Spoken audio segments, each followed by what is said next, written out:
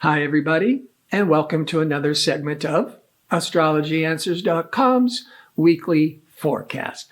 My name is Terence. The week begins on Monday, January the 2nd, 2023. So happy New Year. Overall, there's some very positive planetary events and a full moon, but keep in mind, decision-making communication Mercury is retrograde until January the 18th, and assertive, ambitious Mars, it continues to be retrograde until January the 12th. So you're going to have that, especially until January the 12th, when they're both retrograde. There's this background tension. First of all, not just because they're both in retrograde, but they're in signs that are in stress to each other. The Mercury's in Capricorn, which is that practical earthy energy, but it's in tension or discord with the moon in Gemini. So there's that background noise, you might say, that could trigger irritability, miscommunications, jumping to conclusions. So that's the background. But there's some real positive energies this week amidst all of that. And on Monday, the 2nd, the moon that sets the public tone will be in Taurus. Taurus is very calming energy, very steady energies. And the moon will go void of course, which I mention usually every week, where the energy is flat and unproductive and not wise to be making really important decisions, commitments, or launching any new projects. That's occurring from 2:17 p.m. Pacific time until 6:45 p.m. Pacific time, at which point the moon leaves steady Taurus and goes into restless, witty, conversational Gemini for a couple of days. But also Venus, for the past several weeks, has been transiting through traditional, conventional Capricorn, great for celebrating the holidays with your family traditions. But around 6 p.m.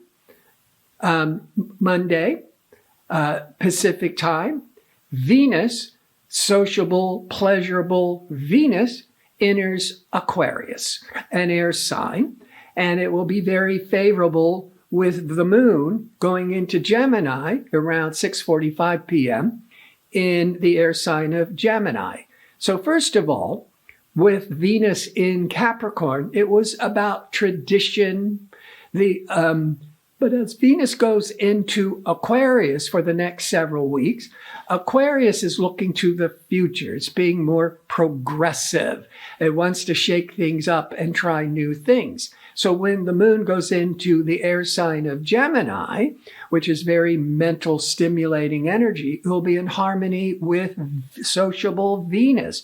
So by 6 to 8 approximately p.m. Pacific time, the moon's in harmony with Venus. Very favorable energies for socializing or being inspired creatively or being, swept away with the magic of film, a good book, of television, because that Venus is all that creative energies. Now, on Tuesday, the moon, which started in Gemini later on Monday, continues in Gemini, but around noon, 2:12 p.m. Pacific time, the moon will cross Mars, and Mars is retrograde. So the retrograde could be repressing or holding back any types of tensions, irritability, or resentments. But the moon, which are emotional reactions, crossing over the Mars, could be an hour or two where there's a lot of impulsive, anxious, rash activities. The positive That could be about releasing where you've been stuck, especially as pleasure-seeking Venus by midday Pacific time will be in harmony with expansive, generous Jupiter. That Venus-Jupiter is very favorable for socializing, creative projects, going on a trip, but especially if the moon Mars triggered some arguments, let's say. The Venus can be very harmonious with that wise Jupiter. So maybe that could be a real blessing that what you've been holding on to bubbles to the surface, but then you can really forgive and get to what's really going on. Wednesday, the moon continues in Gemini, and the Venus with Jupiter continues the first half of the day of Pacific Standard Time. But the moon goes void of course in Gemini at 4:08 p.m. into early the next day on Thursday at 6:15 a.m., at which point it moves into Cancer.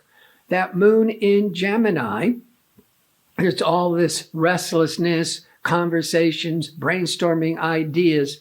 When it's void of course, just skip with the routine. Keep doing what you're doing. Just don't introduce anything new. When on Thursday at that 6:15 a.m., now the moon is in Cancer for the next several days. When the moon was in Gemini, we're more about talking about our feelings, talking and thinking about the past. But when the moon goes into Cancer, the moon, that's one of the best signs for the moon to transit, because the moon is mother, family, nurturing. Those are the qualities of Cancer. And they might be Thursday into Friday. You might be feeling closer to family, wanting to stay more at home, reflecting on your early childhood.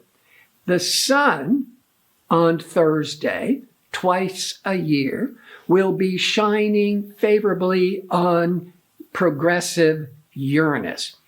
That could really put a spotlight on all things in a positive way represented by Uranus. That could be technology, innovation, really wanting to try something all new, get yourself out of a box. But with the Mercury and Mars in retrograde, it's probably in the most positive are projects that you were going to do in the past, but then you got off track, you got distracted. And now on Thursday, you can like dust off those ideas and projects and relook at them and feel more energized to really push forwards with the Sun Uranus, which takes us into Friday, which is the full moon. The full moon will test relationships because it's the sun, which is the individuality, versus the moon, which is the family when you were younger, the public. It can be a time of revealing anything that's been hidden, but the full moon is a time when emotions are really culminating. But from about 12 noon, close to 2 p.m. Pacific time, the moon will be in harmony with Uranus. Now, the day before, the sun was harmonious with Uranus, and on Friday with the full moon, which is really intensifying the reactions of the emotional moon, will be in harmony with Uranus. This is all really favorable energy for getting out of a rut.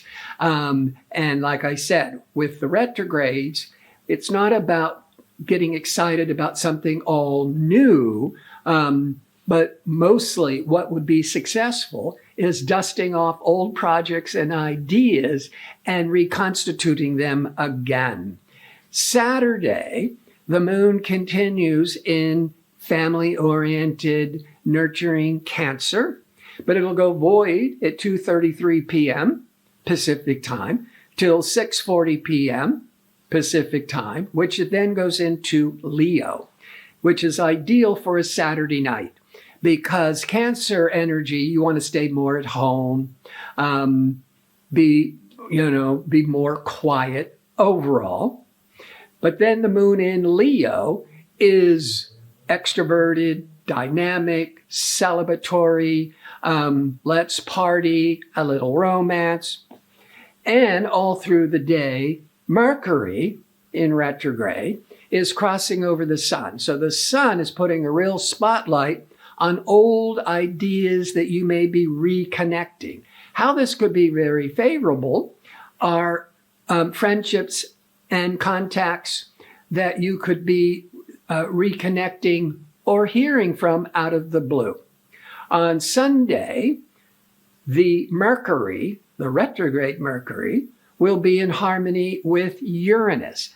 Again, Mercury-Uranus by itself, original ideas, being very inventive, much more comfortable, open to new technology, really looking at the future.